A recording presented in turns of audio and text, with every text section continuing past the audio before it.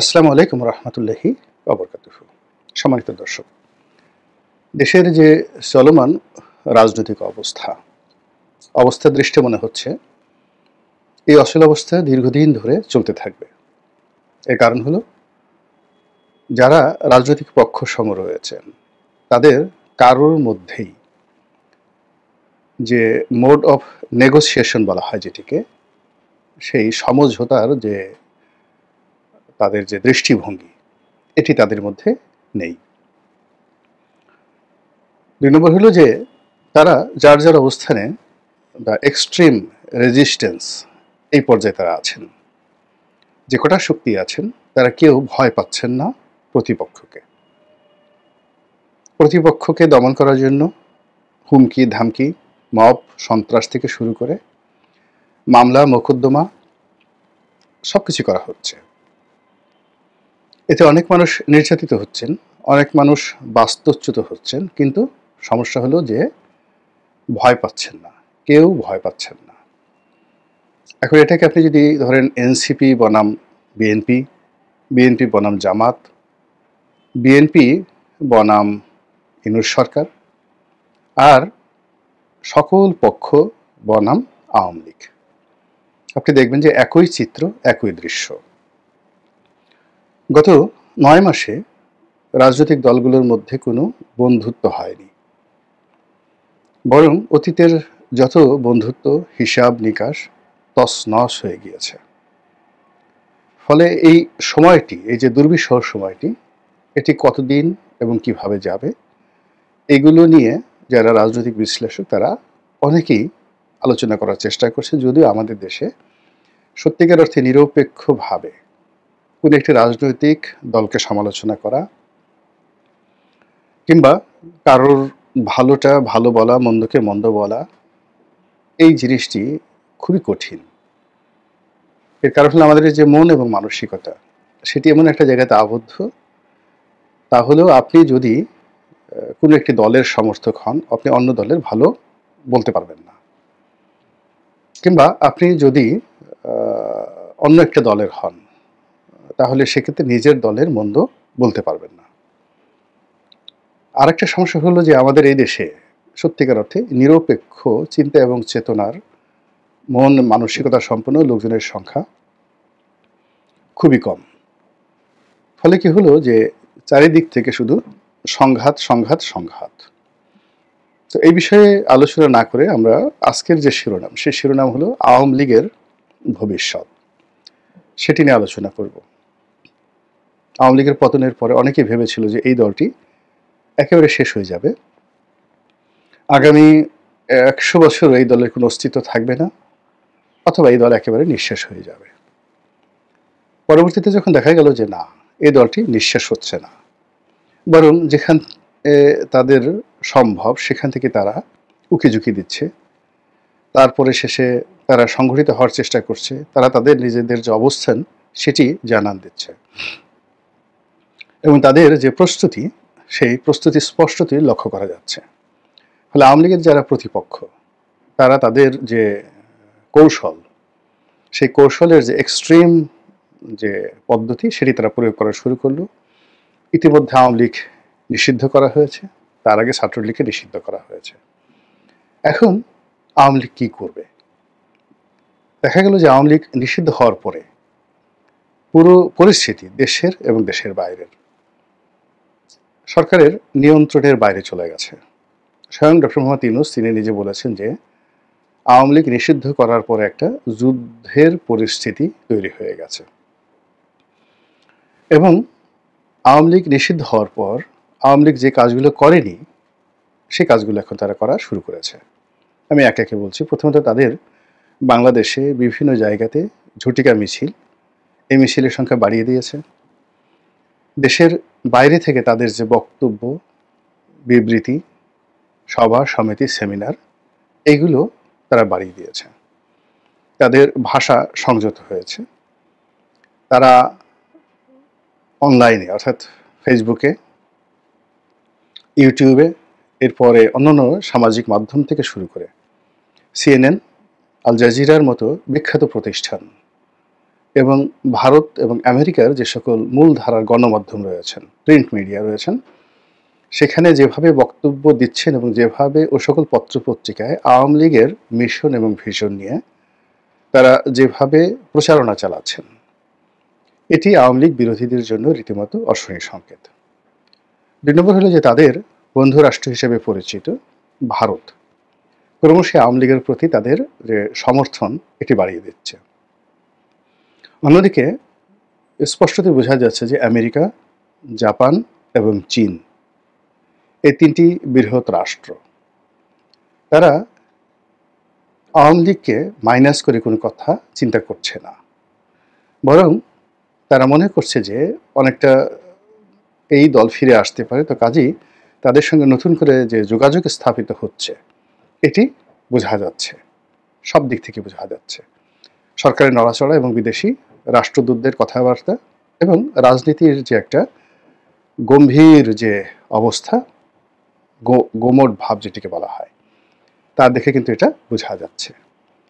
সবচেয়ে আওয়ামী লীগের জন্য এই মুহূর্তে সুসংবাদ হলো আওয়ামী লীগের ৩য় প্রজন্ম সামনের দিকে চলে আসছে এবং বাংলাদেশের রাজনীতিতে এই মুহূর্তে অন্য কোনো রাজনৈতিক দলের ৩য় প্রজন্ম সামনে এসে নেতৃত্ব দেওয়ার মতো পর্যায়ে নেই। এখন আওয়ামী লীগের প্রথম প্রজন্ম ৬০-এর দশকে যারা নেতৃত্ব দিয়েছেন এবং ৭০-এর দশকে বঙ্গবন্ধু এবং তার সহ যারা কর্মী। দ্বিতীয় প্রজন্ম হলো ৮০-এর দশক এবং ৯০-এর দশকে যারা নেতৃত্ব দিয়েছেন। এবং এই ৩য় প্রজন্ম হলো ২০০০ সনের পরে যাদের নেতৃত্ব আমরা দেখতে পাচ্ছি ২০০১ থেকে, এবং এদের সবার বয়সই ৫০-এর নিচে। তো এই যে ৩য় প্রজন্মের যে সকল নেতৃবৃন্দ আওয়ামী লীগে আছে, ঠিক ওই পর্যায়ের অল্প কয়েকজন নেতা বিএনপিতে আছেন। কিন্তু আওয়ামী লীগের নেতাদের যে আন্তর্জাতিকতা, তাদের শিক্ষা এবং তাদের যে গ্রুমিং, তাদের যে পদবি এবং পোর্টফোলিও, এর সমপর্যায়ে হয়তো বিএনপিতে সম্ভব ছিল। কিন্তু বিএনপি যেহেতু ওই রাষ্ট্র ক্ষমতার যে সুযোগটি সেটি পায়নি, ফলে তাদের গ্রুমিং হয়নি। আমি উদাহরণ দিলেই জিনিসটা বুঝতে পারবেন। যেমন আপনি গত কয়েকদিনে সাবেক শিক্ষামন্ত্রী মহিবুল হাসান চৌধুরী, মানে চট্টগ্রামের মহিউদ্দিন চৌধুরী সাহেবের ছেলের অনেকগুলো সাক্ষাৎকার দেখেছেন ইন্টারন্যাশনাল মিডিয়াতে। এখন ব্যারিস্টার মহিবুল হাসান চৌধুরীর যে স্মার্টনেস, তার যে বংশমর্যাদা, তার যে লিগেসি, এবং তিনি যে ভাষায় কথা বলছেন, এ ভাষায় কথা বলার মতো আমি এখন পর্যন্ত বিএনপি, আওয়ামী লীগ, জাতীয় পার্টি এবং এই যে এখন যারা সরকারে আছে ডক্টর মোহাম্মদ ইউনূস নিজের সহ, তাদের কারোর মধ্যেই এই স্মার্টনেস আমি দেখিনি। প্রত্যুৎপন্নমতিতে হঠাৎ করে কথা বলা, সাবলীলভাবে ইংরেজিতে কথা বলা, এবং কথা বলতে গিয়ে ধীর এবং স্থির। যেমন আমি নিজে দীর্ঘদিন ধরে কথা বলি, কিন্তু গত কয়েকদিনে আমি দেখলাম যে আমি কথা বলতে গিয়ে যখন আবেগপ্রবণ হয়ে যাচ্ছি, তখন আমার চোখ দুটো গোল গোল হয়ে যাচ্ছে ব্যারিস্টার ফুয়াদের মতো, স্থির থাকতে পারছি না। মুক্তিযুদ্ধের কথা যখন আসে বা অন্য যে কোনো বিষয় যখন আসে, আমি কথা বলতে গিয়ে আবেগপ্রবণ হয়ে যাই। আমার হাত সাধারণত নড়ে না, কিন্তু ইদানিং দেখা যাচ্ছে যে মাঝে মধ্যে আমার হাত উঠে যায়। ফুয়াদের একই অবস্থা, ব্যারিস্টার ফুয়াদেরও একই অবস্থা। কথা কিন্তু একেবারে আপনি ফেলে দিতে পারবেন না, কিন্তু সে তার আবেগকে নিয়ন্ত্রণ করতে পারে না। আমিও ৩য় প্রজন্মের রাজনীতিবিদ, ফুয়াদ সম্ভবত ৩য় প্রজন্মের রাজনীতিবিদ, তার মানে বয়সের দিক থেকে, কিন্তু ফ্যামিলি লিগেছি হয়তো সেই প্রথম জেনারেশনের। তো সেই দিক থেকে মহিউদ্দিন চৌধুরী সাহেবের যে ছেলে, তার যে বক্তব্য, আমি দেখলাম যে আমার চাইতে অনেক অনেক চৌকস। মানে তিনি বলে যাচ্ছেন কিন্তু তার চোখ গোল গোল হচ্ছে না, মুখের অভিব্যক্তির কোনো পরিবর্তন নাই, চোয়াল শক্ত হচ্ছে না। তিনি তার মতো করে কঠিন কঠিন প্রশ্নসমূহের উত্তর তিনি দিয়ে যাচ্ছেন। তো এই যে আমি একজনের উদাহরণ দিলাম। এখন মহিউদ্দিন চৌধুরীর ছেলের সঙ্গে যদি তুলনা করতে হয়, তাহলে এখানে আমির খসরু মাহমুদ চৌধুরী, আবদুল্লাহ আল নোমান সাহেবের ছেলে, তারপরে শেষে সালাউদ্দিন কাদের চৌধুরী সাহেবের ছেলে, উনাদের সঙ্গে তুলনা করা যেতে পারে, কিংবা মীর নাসির সাহেবের ছেলে মীর হেলাল। তাদের যে ট্র্যাডিশন, রক্তের যে ধারা, বংশমর্যাদা, শিক্ষাদীক্ষা সবকিছু রয়েছে। কিন্তু মহিবুল হাসান চৌধুরী একেবারে একটা মন্ত্রণালয়ের মন্ত্রী হিসাবে তার ভিতরে যে স্থিরতা এসেছে, তার ভিতরে যে দৃঢ়তা এসেছে, এটা শেখ হাসিনা তাকে ওইভাবে তৈরি করেছেন। আবার একই সঙ্গে শেখ হাসিনা সালাউদ্দিন কাদের চৌধুরীর ছেলেকে আয়নাঘরে ঢুকিয়ে এমন থেরাপি দিয়েছেন যে এখন তিনি ইচ্ছা করলেও মহিবুল হাসান চৌধুরীর মতো কথা বলতে পারবেন না। দ্বিতীয়ত, বিএনপির মতো যে দল, সেটি এই তার যে তৃতীয় প্রজন্ম, সেই তৃতীয় প্রজন্মকে পদ পদবী দ্বারা ওভাবে দাঁড় করায়নি যেভাবে আওয়ামী লীগ দাঁড় করিয়েছে। আওয়ামী লীগ যদি আপনি ধরেন যাদের বাবার পরিচয় আছে, দাদার পরিচয় আছে, আপনি ধরেন খালিদ মাহমুদ চৌধুরী, তারপরে খালিদ মাহমুদ চৌধুরীর বাবা মন্ত্রী ছিলেন, শেখর তার বাবা মন্ত্রী ছিলেন, এরপর আপনি খালিদ মাহমুদ চৌধুরী, শেখর, এখানে মহিবুল হাসান চৌধুরী, এরপর আরো অনেকের নাম আপনি বলতে পারবেন, যেমন রাকেশ রহমান। এখন সে মন্ত্রী হয়নি, এমপি হয়নি, কিন্তু তার সঙ্গে ডিবেট করার মতো, বার্গেনিং করার মতো সত্যিকার অর্থে এখন অন্যান্য দলে কয়জন লোক রয়েছে? তিনি এখন দেশের বাইরে রয়েছেন। এরকম অন্তত পক্ষে আওয়ামী লীগের মধ্যে 50 জনের মতো যুবক রয়েছেন যাদের বয়স 50-এর নিচে, যারা শিক্ষা, দীক্ষা, অর্থ, বিত্ত, বংশমর্যাদা থেকে শুরু করে প্রায় সব ক্ষেত্রে রাজনৈতিক অঙ্গনে সুপারস্টার। তাদের সামনে আপনি আর্মির একজন মেজর জেনারেলকে বসিয়ে দেন, বিসিএস কর্ম পাশ করে একজন ক্যাবিনেট সচিবকে বসিয়ে দেন, এই মানুষগুলিকে তারা পরিচালনা করে আসছেন। এরকম 50 জন লোক আওয়ামী লীগে রয়েছে, নারী এবং পুরুষ, যারা মানে এমপি হয়েছেন, মন্ত্রী হয়েছেন, দল পরিচালনা করেছেন, নেতৃত্ব পরিচালনা করেছেন, এবং এই যে একটা বিরূপ অবস্থায় আবার দলকে উদ্ধার করার জন্য এগিয়ে এসেছেন। আওয়ামী লীগের সিনিয়র নেতৃত্বের মধ্যে যারা করাপ্টেড হয়ে গেছেন, যারা মাইনাসের খাতায় চলে গেছেন, এখন আপনি যত কথাই বলেন না কেন, ওই যে ভূমিমন্ত্রী ছিলেন জাভেদ, তৃতীয় প্রজন্মের নেতা, 400 বাড়ি করেছেন, সব কিছু বাদ দেন, কিন্তু তিনি যে ভূমি মন্ত্রণালয় চালিয়ে গেছেন, আপনি তার মন্ত্রণালয়ে একটা দুর্নীতি তিনি করেছেন খুঁজে বের করেন তো, অথবা তার মতো করে মন্ত্রণালয় চালিয়েছেন। গত 50 বছরে এরকম একটা মন্ত্রণালয় দেখান যে অত্যন্ত শক্ত হাতে এবং পুরো মন্ত্রণালয়ের যে সিস্টেমটি র্যাডিক্যালি চেঞ্জ করে দিয়েছেন। এবং তিনি যদি কথা বলেন, জাভেদ যদি কথা বলেন, তার সেই যে দুর্নীতির কথা, 400 বাড়ি, এটা নিয়ে তদন্ত হচ্ছে, তারপরে শেষে তার টাকা পাচার নিয়ে কথাবার্তা হচ্ছে, সেটা ভিন্ন একটা বিষয়। তার যুক্তি আছে, সে দীর্ঘদিন ধরে ব্যবসা বাণিজ্য করছেন, এবং আপনারা জানেন যে আখতারুজ্জামান চৌধুরী বাবু বাংলাদেশের মধ্যে সবচেয়ে পুরনো ধনী, এবং সেই এরশাদ সাহেব যখন ক্ষমতায় আসেননি, সেই 70-এর দশকে, তখন থেকে তিনি আমেরিকাতে বাড়ি গাড়ির মালিক। তো তার সন্তানেরা, আখতারুজ্জামান চৌধুরীর সন্তানেরা, তারা লন্ডনে আমেরিকাতে বাড়ি করবে, ব্যবসা বাণিজ্য করবে, এবং তারা আপনারা আমার মতো রাস্তাটা চেয়ে ঘুরবেন, তারপরে বিকাশ থেকে, নগদ থেকে টাকা উত্তোলন করবেন, চুরি চামারি করবেন, তারপরে বাংলাদেশ থেকে সেই আমরা যে সকল ছোট ছোট চিন্তা করি, কারণ বাজার থেকে চাঁদা তুলবেন এবং সেই টাকা পাচার করে লন্ডনে বাড়ি করবেন, ওটা আপনি চিন্তা করতে পারেন। কিন্তু আমি যেহেতু জাভেদদেরকে চিনি, ঘনিষ্ঠভাবে চিনি, এটা আমার কাছে গ্রহণযোগ্য নয়। তাদের ব্যবসায় বাংলাদেশের থেকে অনিয়ম হতে পারে, কিন্তু ওটা একটা ভিন্ন প্রসঙ্গ। কিন্তু আপনি জাভেদের শিক্ষা যদি ধরেন, দীক্ষা যদি ধরেন, তার এই যে সে একটা ব্যাংক চালিয়েছে, ইউনাইটেড কমার্শিয়াল ব্যাংক।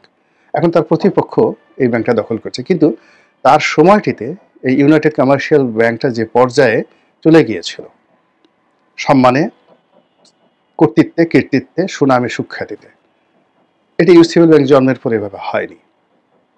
এরকম জাভেদ আছে, মহিবুল হাসান চৌধুরী আছে, শেখর আছে, খালিদ মাহমুদ চৌধুরী আছে, এইভাবে অনেক, মেয়েদের মধ্যে আরো অনেক অনেক আছে যারা তৃতীয় প্রজন্মে আওয়ামী লীগের যে রাজনীতি, সেই রাজনীতির সম্মুখ সারিতে এখন চলে আসছে।